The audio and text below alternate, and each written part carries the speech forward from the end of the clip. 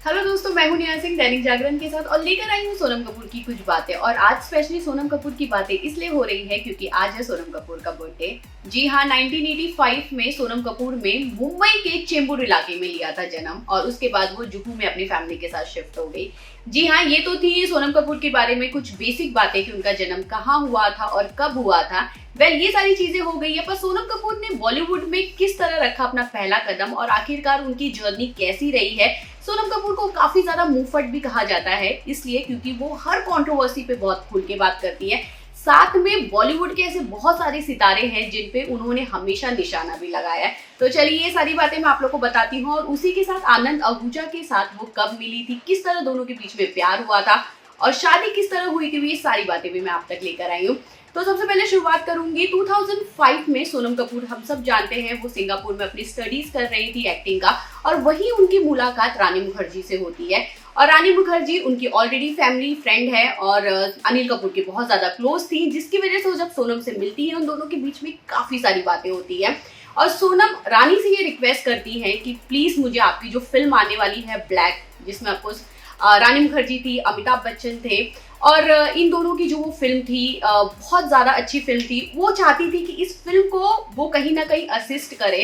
तो रानी ने जाके स्पेशली संजय लीला बंसाली से बात किया और उन्होंने कहा था कि यार प्लीज सोनम को एक मौका दिया जाए जहाँ पे वो आपको असिस्ट कर पाए। बस संजय को वो चीज़ अच्छी लगी सोनम की ये क्वालिटी की वो चाहती हैं इतने बड़े स्टार होने के बाद, इतने बड़े स्टार की बेटी होने के बाद भी वो किसी फिल्म को असिस्ट करना चाहती हैं किसी के अंदर, तो ज़रूर मैं उन्हें सिखाऊंगा। और बस वहीं से उन्होंने अपने लाइफ की बॉलीवुड की पहला कदम उन्होंने रखा था और उस फिल्म को उन्होंने असिस्ट किया। उन्हें बहुत ज़्यादा फिल्म में बहुत सारी चीज़ें भी सीखने मिली। उसी के साथ संजय लीला बंसाली को बहुत पसंद आ गई थी सोनम कपूर। वो चाहते थे उनकी जो आने वाली फिल्म है सावरिया, उसकी एक्ट्रेस बने सोनम कपूर, जिसके लिए संजय ने बहुत सारी मेहनत किया था सोनम के ऊपर, क्योंकि सोनम बहुत ज़्यादा वजन की थी, वो 80 केजी की थी। वहाँ से लेकर उन्हें 54 केजी पर लेकर आना एक बहुत बड़ा चैलेंज था, जो ऑफकोर्स संजय लीला बंसाली ने बखूबी निभाया और उन्होंने सावरिया फिल्म रणबीर कपूर के अपोजिट उन्हें साइन कर लिया गया था। दोनों की फिल्म आई। फिल्म तो बॉक्स ऑफिस पे कमाल नहीं कर पाई, फिल्म पूरी तरह फ्लॉप साबित हुई थी, पर सोनम और रणबीर की ये जोड़ी लोगों ने बहुत ज्यादा पसंद किया। उसी के पास कुछ ऐसी खबरें भी आ रही थी कि सोनम और रणबीर एक दूसरे को डेट कर रहे हैं, पर उसमें कितनी ज्यादा सच्चाई थी ये तो पता नहीं, क्योंकि इस मुद्दे पे दोनों ने कभी खुलकर बात मीडिया के सामने नहीं किया था। जहाँ पे ये चीज आई, सोनम की एक्टिंग की तारीफ उस वक्त तो नहीं हुई थी क्योंकि सुर्खियां सबसे ज्यादा बटोर रही थी इन दोनों की जोड़ी, इनके लिंकअप्स, इनके ब्रेकअप की स्टोरी बहुत ज्यादा सामने आ रही थी। पर 2013 में रांझना फिल्म से बहुत ज्यादा सराहा गया। एक तरह से उनकी एक्टिंग की बहुत ज्यादा तारीफ की गई थी सोनम कपूर की, कि उन्होंने दमदार एक्टिंग की है और बहुत सारी चीजें। एक तरह से आई हेट लव स्टोरी भी जो फिल्म आई थी उनकी, उसकी भी काफी ज्यादा तारीफ हुई थी।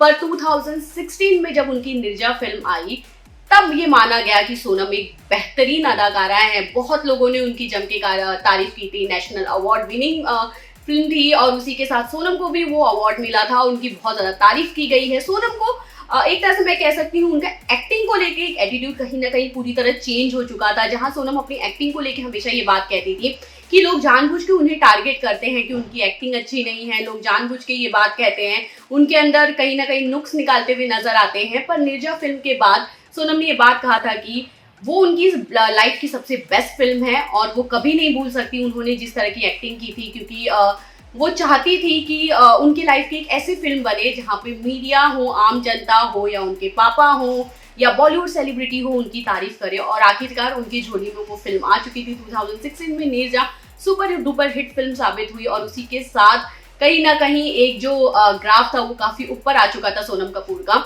उसी के साथ अगर मैं सोनम कपूर की बात करूं तो ये उनकी फिल्मों की बात हुई है। उसी के साथ अगर मैं उनकी पर्सनल लाइफ की बात करूं तो रणबीर के नाम साथ ऑलरेडी उनका नाम जोड़ा गया था और रणबीर को लेकर काफी सारे कंट्रोवर्सी भी उनके साथ हुए थे। जैसे कॉफी विद करण के शो पे जब उन्होंने रणबीर के बारे में एक बात कह दी थी उन्होंने और दीपिका ने, जिसे लेकर बहुत ज्यादा मीडिया में न्यूज एक तरह से बना था और उसे लेकर सोनम ने कोई सफाई नहीं दिया था। उन्होंने ये बात कहा था कि मैंने जो बात उनके लिए जो स्टेटमेंट रखी थी वो सही थी। उसी के साथ दीपिका को भी उन्होंने बहुत बार टारगेट किया था, उनके सोशल काम को लेकर बहुत ज्यादा टारगेट हुआ था। ऐश्वर्या को उन्होंने आंटी तक बुला दिया था क्योंकि एक ब्रांड था जिसे उन्होंने रिप्लेस किया था ऐश्वर्या को लेकर, और वहीं पे उन्होंने ये कह दिया था कि ऐश्वर्या राय तो मेरी आंटी है, जिसे भी लेके काफी सारे कंट्रोवर्सी क्रिएट हुए थे।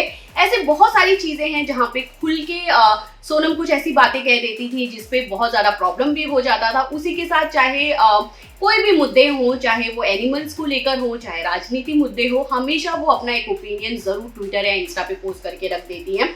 ये तो सोनम कपूर के बारे में ये सारी बातें थी। उसी के साथ 2018 की अगर मैं बात करूं तो आनंद आहूजा के साथ उनकी शादी हुई थी, पर उनकी मुलाकात उससे पहले एक नॉर्मल अवार्ड शो था जहां पे बिजनेस और बॉलीवुड के काफी सेलिब्रिटीज आए थे। बस वहीं पे आनंद और सोनम की मुलाकात हुई, दोनों काफी करीब हुए और दोनों ने ये डिसाइड किया कि अब उन्हें शादी के बंधन में बनना है। तो बस 2 साल पहले दोनों ने शादी किया और अब दोनों एक दूसरे के साथ बहुत ज्यादा टाइम स्पेंड करते हैं। सोनम हमेशा अपने पति के साथ पोस्ट करते हुए नजर आती हैं।